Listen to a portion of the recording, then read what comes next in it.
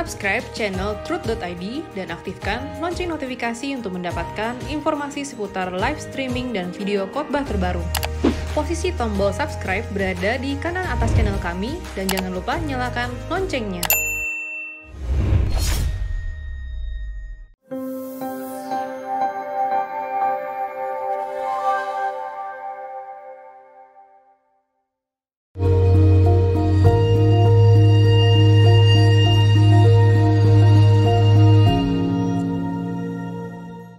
Saudara, kita masuk episode 178. Anda bertanya Alkitab menjawab dari 0821 1288 dan seterusnya.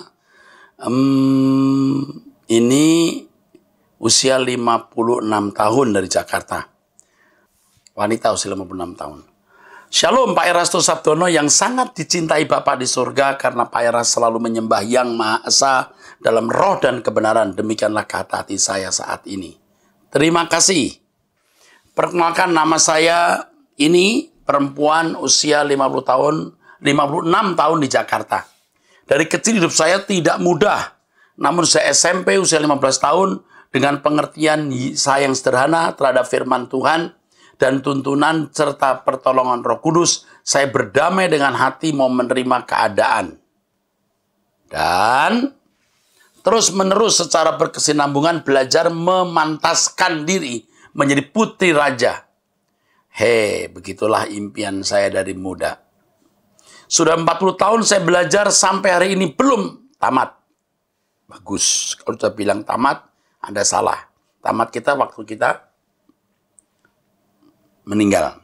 Memang tidak mudah, bukan berarti tidak bisa. Begitu kata Pak Eras. Amin.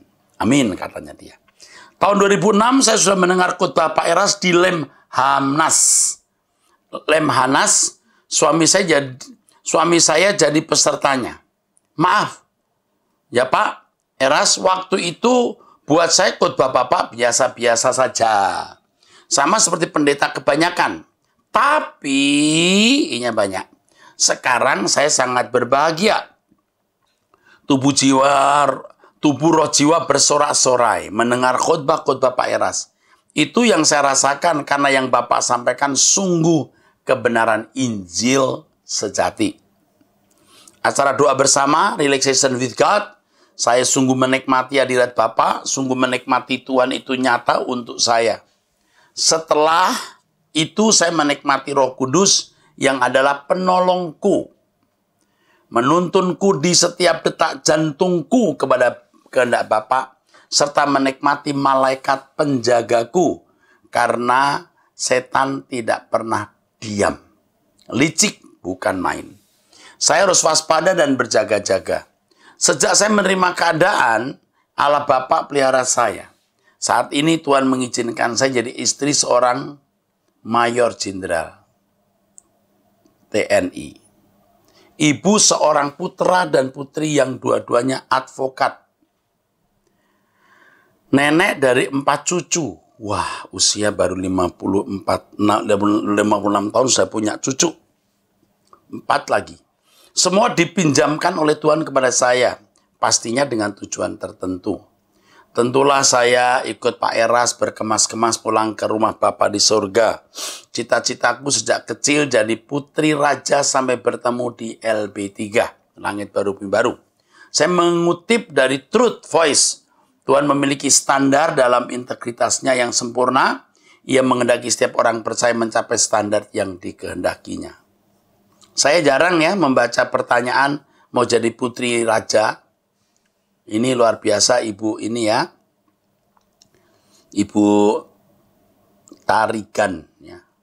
Saya kira ini bukan satu yang rahasia ya. Ibu Marhaini Tarigan. Oke Bu, Tuhan memberkati Ibu. Puji Tuhan. Senang membaca tulisan ibu. Ibu orang yang dipimpin Tuhan. Seorang yang diberkati Tuhan. Dan pastinya Tuhan memiliki rencana ibu dengan keadaan yang sangat baik yang ibu miliki hari ini. Horas.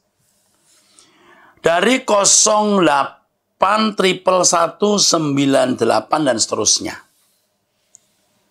Saya langsung ke pertanyaan saja ya Pak. Roma 8 ayat 22 sampai 23. Apa artinya mengeluh dalam ayat 22 dan 23. Nah, ini penting dipahami maksudnya ya. Roma pasal berapa tadi? 8 ayat 22, 23. Kata mengeluh artinya apa ini? Oke. Ini kan konteksnya bahwa semua makhluk ya.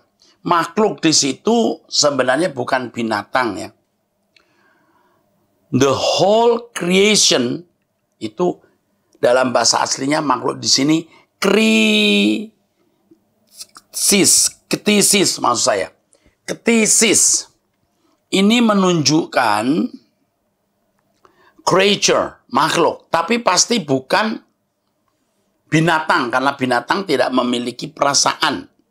Kalau dikatakan mengeluh ya, maksudnya merasakan keadaan yang tidak nyaman atau keadaan yang tidak baik. Ya. Keadaan yang tidak nyaman, keadaan yang tidak baik. Kalau dalam bahasa Inggrisnya itu to feel the pains of travel with. Jadi dalam perjalanan ini mengalami keadaan yang menyakitkan. Ya. Sunodino. Jadi mengalami keadaan yang tidak nyaman. Semua makhluk mengeluh, semua makhluk dalam keadaan tidak nyaman. Sebab kita di dunia ini merasakan keadaan itu. Dan tanpa disadari, mereka menantikan satu dunia yang nyaman. Dan itu dikatakan bahwa nanti ketika Yesus datang, anak-anak Allah itu kita semua ini akan dimuliakan bersama dengan Dia, dengan Tuhan Yesus. Saat itulah makhluk-makhluk yang lain atau manusia-manusia yang berbudi luhur, manusia-manusia yang baik, yang akan diberi kesempatan menjadi anggota masyarakat. Dan merekalah orang-orang yang boleh masuk surga. Tapi bukan menjadi anggota keluarga kerajaan, tapi menjadi anggota masyarakat. Kalau kita melihat banyak agama dan kepercayaan juga memiliki kerinduan untuk menikmati kehidupan yang baik di balik kubur. Mereka ikut mengeluh dengan keadaan ini. Sedangkan kita mengeluh juga, ingin segera menanggalkan tubuh kita ini mengenakan tubuh yang baru. Nah, itu yang dikatakan dalam 2 Korintus 5 ayat 2 sampai 4. Kita berpakaian dan tidak kedapatan telanjang. Kita mau mengenakan pakaian yang baru tanpa menanggalkan yang lama. Artinya begini, saudara. Kita itu ingin hidup suci. Kita itu ingin hidup tidak bercela. Kita ingin mengenakan manusia tubuh baru. Manusia dengan tubuh baru. Tapi kita belum bisa karena kita masih mengenakan tubuh daging ini. Maka dikatakan dalam 2 Korintus 5 dari ayat 1, kalau kemah yang dimana kami kenakan ini dibongkar, Allah memberikan kita kemah yang baru. Nah, kemah yang baru itu artinya tubuh kemuliaan. Supaya kita berpakaian dan tidak kedapatan telanjang. Maksudnya adalah supaya waktu kita meninggal dunia, kita telah mencapai kehidupan yang tidak bercacat, tidak bercela. Dengan kehidupan yang tidak bercacat, tidak bercela, kita berkenan di hadapan Tuhan. Tapi sekarang kita mau mengenakan pakaian baru tanpa menanggalkan yang lama. Tidak bisa. Itu maksudnya. Jadi saya ulangi, semua makhluk turut mengeluh. Artinya semua manusia di bumi ini tidak ada yang bahagia. Sebenarnya. Ya, terutama mereka yang merindukan kehidupan yang akan datang nanti di balik kubur. Mereka menantikan kehidupan yang lebih baik. Mereka mengeluh. Mereka ikut mengalami keadaan tidak nyaman itu. Mereka menantikan dunia yang nyaman. Dan semua agama mengajarkan itu. Sesungguhnya sikap itu seperti menunggu anak-anak Allah kita dimuliakan dengan tubuh kemuliaan ketika Yesus datang. Makanya kita harus menjadi manusia yang hidup tidak bercacat, tidak bercela, itu artinya berpakaian dan tidak kedapatan telanjang. Tapi kenyataannya hari ini kita mau mengenakan pakaian yang baru, kesucian, tanpa menanggalkan manusia yang lama. Tidak bisa. Ini memang masih harus melekat. Itulah sebabnya Paulus mengatakan dalam Roma, ya pasal 7, jadi ayat 21, 22, 23, dengan tubuh insaniku aku melayani hukum Allah, tapi dengan pikiranku aku melayani, dengan tubuh insaniku aku melayani hukum dosa, tetapi dengan akal budiku aku melayani hukum Allah. Maksud ayat itu begini, dengan akal budiku aku melayani hukum Allah, aku rindu hidup suci, sementara aku masih ada dalam kodrat dosa. Itu maksudnya sebenarnya. Saya ulangi, kalau kita membaca Roma pasal yang ke-8, saudaraku ya, Roma pasal 8 kita menemukan kalimat ini. Ini penting sekali untuk dipahami. Maaf, Roma pasal 7 maksud saya. Ya.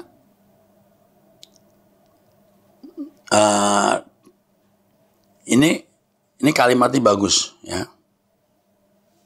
Jadi dengan akal budiku aku melayani hukum Allah, artinya dengan akal budiku, dengan manusia batiniaku, dengan pikiranku, aku mau hidup seturut kehendak Allah, sementara aku masih mengenakan kodrat dosa. Ini sama dengan kalimat yang dikatakan tadi, kita mau mengenakan pakaian baru tanpa menanggalkan manusia lama. Itu tidak bisa. Tapi itulah yang harus kita jalani. Dengan akal budiku aku melayani hukum Allah, sementara aku masih mengenakan kodrat dosa. Padahal kita harus didapati tidak bercacat, tidak bercela. Makanya kita berjuang terus untuk menjaga kesucian. Roma 8, 29-30. Semua orang yang dipilihnya ditentukannya, dipanggilnya, dibenarkannya, dimuliakannya. Jumlah orang dari yang dipilihnya sampai dimuliakannya apakah berkurang? Ya. Bagaimana kaitannya dengan corpus delicti? Itulah. Jadi yang dipilih banyak, tapi yang setia sampai akhir dan terpilih sedikit. Nah, itu terkait dengan corpus delicti. Benar. Nah, yang setia inilah yang disebut corpus delicti. Berapa jumlah yang dipanggil? Ya kita tidak tahu kalau seluruh dunia ini berapa. Tapi banyak. Dari sekian yang banyak itu sedikit yang terpilih. Sedikit yang menjadi serupa dengan Yesus. Sedikit yang jadi corpus delicti. Berapa jumlahnya? Kita juga tidak tahu. Tetapi yang jelas banyak yang dipanggil, sedikit yang terpilih. Oke, untuk mendengarkan khotbah Bapak yang komplit mengenai corpus delicti, apakah bisa diinfokan? Oke, nanti kalau selesai pembahasan mengenai setan, saya akan bahas mengenai corpus delicti. Semoga Pak Eras dan keluarga tetap sehat, tetap semangat mengajar kami ya Pak. Bapak adalah gembala yang menyampaikan firman yang benar, benar. Salam LP3. Saya salut dengan pertanyaan dari Bapak ini atau Ibu ini. Luar biasa, ini orang cerdas. So, pertanyaan Anda sebenarnya tidak bisa dijawab sesingkat tadi itu. Pasti tidak memuaskan dan saya sendiri juga menjawabnya tidak puas. Hanya saya ingatkan, saya memiliki buku mengenai kitab Roma yang sudah terbit, membahas ayat-ayat ini. Dan itu banyak paragrafnya mengenai kitab Roma, ya. Coba Anda cari. Jika tidak nanti akan diinfokan oleh staf saya, ya, nanti akan diberitahu buku apa itu dan kalau perlu kami bantu Anda untuk memilikinya, ya. Ini orang penting dan orang yang serius dengan Tuhan, ya. Kita mesti bantu. Salam Pak Erastus, maaf saya ingin sharing dan bertanya. Saya sebentar lagi menikah. Tapi calon suami saya itu anak mama, jadi terbiasa dari setir mama.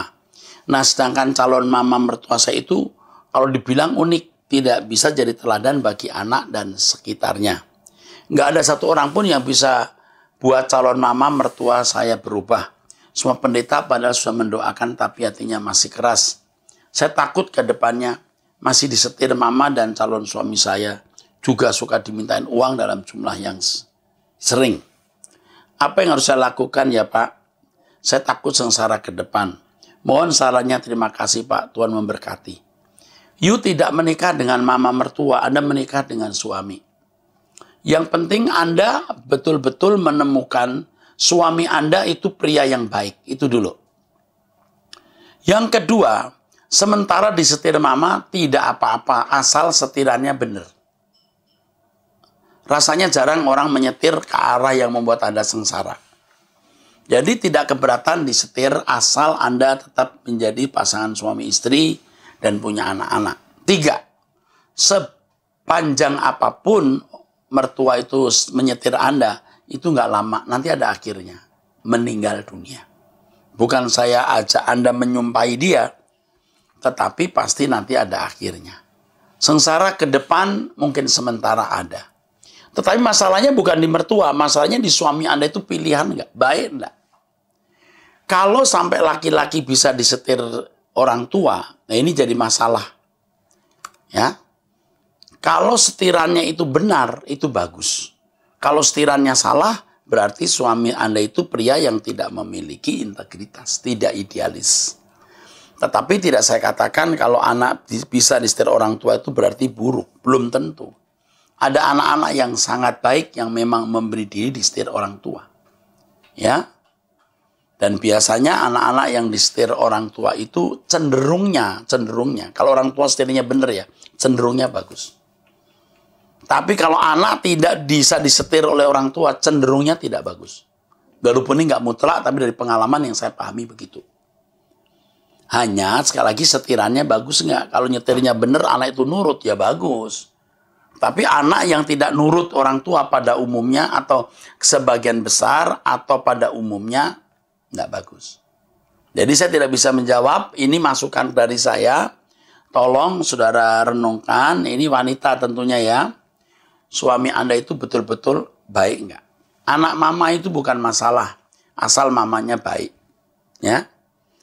Sebab kalau mamanya keras kepala, anak keras kepala, anak kehilangan orang tua kehilangan anak.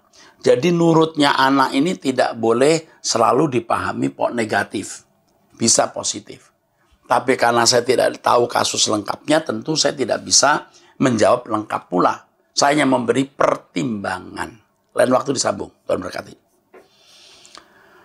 Oke, Tangerang Selatan 08128266 dan seterusnya. Salam Pak Erastus, saya pria usia 63 tahun dari Tangsel, Tangerang Selatan ya. Meskipun saya lebih tua dari Bapak, 63 tahun ya. Tapi saya menganggap Bapak ini adalah Bapak saya, Bapak rohani. Ngapunten nggih Pak, hehehe. Nggih mboten napa-napa. Saya sudah 6 tahun ikut pengajaran Bapak dan saya juga terdaftar sebagai peserta Ekumene Bible Course dengan ID 1392. Wih, udah 1000 lebih ya. Saya ikuti terus pengajaran Bapak yang di Truth ID, tapi masih juga ada yang mengganjal ini, Pak, yaitu kalau orang di luar Kristen asal mengasihi sama akan bisa masuk LP3 sebagai anggota masyarakat dan orang percaya diberi kesempatan masuk sebagai anggota kerajaannya. Lalu pertanyaan saya yang mengganjal adalah, siapakah mereka yang termasuk golongan orang-orang terhilang yang harus kita doakan dan selamatkan itu? Yang terhilang itu ya yang jahat. Ya, yang tidak mengasihi sama. Yang jahat, yang merugikan, menyakiti sama. Baik itu orang di luar Kristen maupun orang Kristen sendiri. Ya, itu maksudnya. Yang kedua, jika kita menjadi orang percaya yang memang difokuskan menjadi anggota keluarga kerajaan, kalau kita hidup di bumi, kita menjadi saksi. Supaya orang-orang yang memang diberi kesempatan untuk mendengar Injil juga dibawa masuk ke dalam komunitas anggota keluarga ini. Ya. Ya, harus dibawa kepada komunitas ini. Ya. Jadi ini perlu dipahami ya. Jadi saya bisa menangkap maksud pertanyaan Anda ini kan. Lah kita selamatkan siapa? Ya dua-duanya. Dari orang di luar Kristen bagaimana bisa menjadi orang percaya, tapi tidak berhenti menjadi orang percaya secara agamani, tapi juga makin sempurna. Seperti Yesus, artinya dikembalikan ke rancangan semula. Dan objek kedua orang Kristen sendiri yang hanya beragama Kristen, yang harus juga kita arahkan menjadi anggota keluarga kerajaan surga, maka harus memiliki kualifikasi seperti Yesus. Amin. Cukup. Oke. Ini ya. Oke. Pertanyaan berikut dari wanita usia 22 tahun. 0813 8809 dan seterusnya. Halo Pak Erastus, saya ingin bertanya mengenai perkataan salah satu favorit saya yaitu Paulus.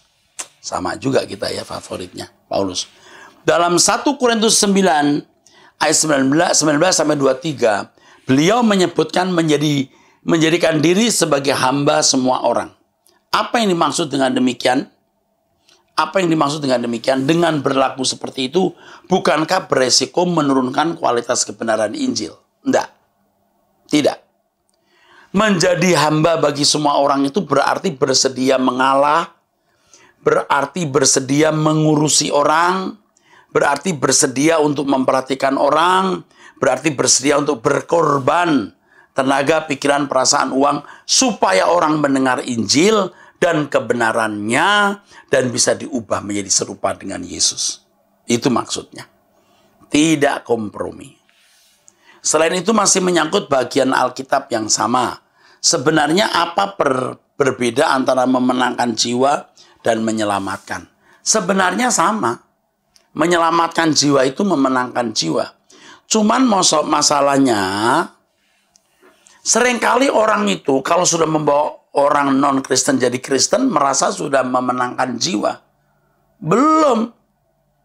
Memenangkan jiwa itu kalau orang itu betul-betul mengalami perubahan dan tidak kembali lagi ke manusia lamanya. Sama seperti menjala ikan itu bukan hanya ikan diambil dari danau, laut, atau sungai lalu ditaruh di ember bisa nyemplung lagi nanti ke danau. Harus dibawa sampai digoreng di meja makan. Dimakan. Itu baru. Nah, orang Kristen yang dimenangkan sama diselamatkan. Diselamatkan artinya dibebaskan dari api neraka dan dari keadaan yang tidak segambar dengan Allah. Itu diselamatkan. Dimenangkan sama dibebaskan dari ikatan belenggu dunia dan karakter dosa. Nah, ini semua proses. Oke? Puji Tuhan ya.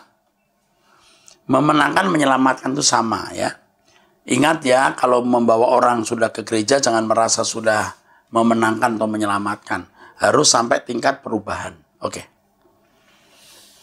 Untuk penjelasannya, mohon untuk penjelasannya, Pak, saya sangat takut sekali keliru. Terima kasih, saya sangat berharap berjumpa di LP3. Oke, sayang, kamu usia 22 tahun, hebat ya. Udah bisa bicara begini. Salut saya, nak. Kita ketemu nanti di LP3. Saya salut, saya pengen lihat muka kamu. Macam apa kamu ya? Usia begini sudah punya pertanyaan yang begitu luar biasa. Udah tajam ya, cerdas. 081899 dan seterusnya. Salam Pak Eras, mau saran sedikit. Tolong dibikin teks Indonesia untuk semua siaran walaupun khotbah bahasa Indonesia. Karena banyak orang yang pendengarannya kurang bagus. Ada teks pasti sangat membantu. Terima kasih. Wah, ini usul baik nih. Usul baik. Ya. Sebenarnya kan ada programnya. Enggak. Telinga. Kalau orang budek dari kecil itu begini-begini nangkep. Tapi kalau orang yang hanya setengah budek tidak pernah belajar bahasa isyarat. Paham enggak kira-kira? Capek deh. Ada bahasa isyarat itu untuk orang budek. Orang budek pun yang belajar bahasa isyarat. Kalau orang budek maksudnya tunarungu tidak belajar bahasa isyarat juga. Dia nggak ngerti maksudnya. Ya, I love you gitu ya. Meleset. I love you. Meleset. Tuhan. Kan orang tunarungu kalau nggak belajar bahasa isyarat nggak tahu. Apalagi orang yang tidak tunarungu. Nggak akan ngerti. Tahu. Jadi terima kasih untuk catatan ini ya. Sebenarnya kan ada program ya. Bisa muncul bahasanya ya. Oke. Terima kasih. Ini diperhatikan banget nih. 0818. Wah ini udah. 08 137376 dan seterusnya dari Medan, wanita, umur tidak jelas. Shalom Pak Pendeta, perkenalkan saya dari Medan, wanita. Saya boleh nggak Pak Pendeta curhat tentang kehidupan ke Bapak Pendeta? Terima kasih atas waktunya. Shalom. Waduh. Ini mesti diatur waktunya. Ya, oke. 08521300 dan seterusnya. Shalom Pak, hanya mau tanyakan, ada program Waski wanita, suara dan Injil untuk kaum wanita. Sedangkan untuk kaum pria sepertinya belum ada Pak. Yang rutin tiap minggu Pak, seperti Waski. Kalau boleh usul, bikin dong Pak, Priski. Waduh. Priski itu pria, suara dan Injil. Oh. Namanya Priski, kayak Priskila gitu, nama perempuan ya. Priski, biar kaum pria juga bertumbuh menjadi imam yang sesuai ajaran yang murni. Terima kasih Pak, mohon maaf jika ada kata-kata yang salah. Nggak salah, justru saya terima kasih. Ini terus terang yang nanya itu laki atau perempuan. Ini juga bisa nanya perempuan ini. Bisa, supaya suaminya berubah, betul. Kalau pria juga bisa supaya dirinya berubah dan orang lain juga banyak berubah. Terima kasih, saya tampung. Memang kemarin juga ada usulan itu, ya. Oke. Wanita usia 23 tahun, 08572801 dan seterusnya. Shalom, Pak Eras, senang sekali ada program ini, Pak. Bapak adalah sosok dengan hati gembala dan rendah hati. Mau mendengar dan memberi solusi Alkitabiah untuk umat. Bapak, saya izin bertanya, bolehkah? Boleh. Saya orangnya nggak enakan. Hehehe. Oke, it's okay. Saya selalu ingin bisa membantu orang dengan apa yang saya bisa. Meski tidak terlalu ahli. Misal ditanya adik kelas pada malam hari pukul 00.30, setengah 1 pagi. Untuk cara mengedit video. Saya ingin membantu Pak, tapi kadang saya sudah ngantuk. Saya tidak enak menolaknya. Tapi saya teringat firman Tuhan, kalau saya tahu berbuat baik dan tidak melakukannya, saya berdosa. Dan saya termasuk egois enggak Pak, kalau menolak membantu teman. Mohon penjelasannya ya Pak, karena kadang rasa tidak enak tersebut membuat saya sampai dibilang teman saya babunya orang. Terima kasih banyak Pak Eras, Tuhan Yesus memberkati. Saya senang membaca tulisan ini. Anda kalau sampai dipandang kayak babu, Anda bakat masuk surga. Saya juga pernah dipandang seperti babu. Kamu kok mauan aja sih, Ras? Mauan aja, mauan. Kalau kita tidak dibutuhkan orang, ibarat toko itu nggak laku. Jadi, jangan menolak orang yang minta tolong. Namun demikian, tetap kita bijaksana. Jam 12:30 pagi, kalau memang itu mendesak untuk orang itu, kita bantu. Tapi kalau terus-menerus, tubuhmu bait Roh Kudus loh. Anda bilang, besok pagi ya, malam ini aku nggak bisa. Atau aku lagi sakit, atau aku lagi lelah, aku nggak konsentrasi. Tidak salah.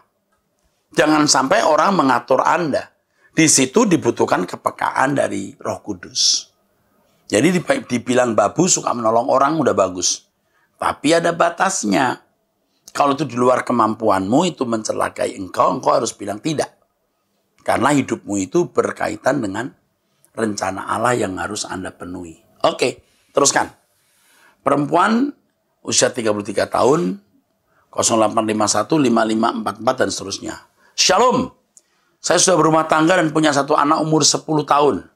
Awalnya saya terpaksa menikah karena sudah terlanjur hamil. Pernikahan saya sudah 10 tahun tapi saya merasa tidak bahagia. Dan sekarang saya sedang menjalin hubungan dengan pria lain yang saya cintai. Dan pria itu juga berharap saya menikah dengan dia. Dan sekarang saya sedang bingung apa yang harus saya lakukan. Kiranya Pak Eras bisa memberikan nasihat. Terima kasih, Tuhan Yesus memberkati. Terpaksa hamil. Nah, waktu hamil itu Anda hubungan sama dia itu cinta enggak? Diperkosa. Enggak kan? Anda pasti juga punya cinta walaupun sedikit. Saya beritahu ya, cinta itu bisa dikembangkan. Tapi cinta juga bisa dibunuh. Nah, Anda dengan pria ini pasti sudah tawar hati. Saya tidak tahu apa yang buat Anda tawar hati. Apakah memang dasarnya suami Anda tidak membahagiakan atau dasarnya Anda nakal? Saya tidak tahu. Tapi sebaiknya, kalau boleh saya gunakan kata sebaiknya, tepatnya seharusnya Anda tidak menikah lagi dengan pria lain sementara Anda punya suami. Kalau Anda sampai menikah lagi, Anda pasti menyesal. Pasti menyesal. Bayangkan kalau yang terjadi itu umur Anda, anak Anda yang sekarang ini umur 10 tahun. Saya tidak tahu anakmu pria atau wanita. Bayangkan kalau anak Anda ini laki-laki, anak Anda itu seperti pria yang sedang Anda khianati sekarang. Kalau anak Anda ini wanita, bayangkan kalau punya nasib seperti Anda. Menikah dengan pria yang menikah dengan pria yang karenanya meninggalkan suami. Saya tidak tahu usia 33 tahun ini pria yang sekarang sedang menjalin hubungan dengan Anda ini sudah punya suami, istri atau belum. Tetapi kalau Anda dalam keadaan atau dalam status istri atau ibu dari seorang anak, istri dari seorang suami, Anda salah kalau berniat ini. Anda teruskan, Anda akan menyesal. Seharusnya Anda berkata tidak. Oke? Daripada nanti Anda menyesal, jangan. Tuhan memberkati.